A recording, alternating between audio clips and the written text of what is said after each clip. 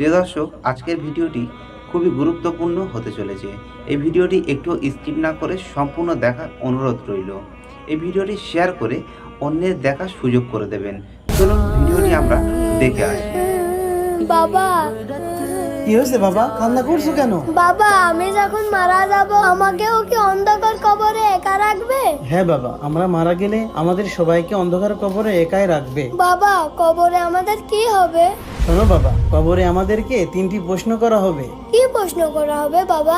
তাহলে শোনো, 1 নাম্বার প্রশ্ন হবে মান রব্বুকা, তোমার রব কে?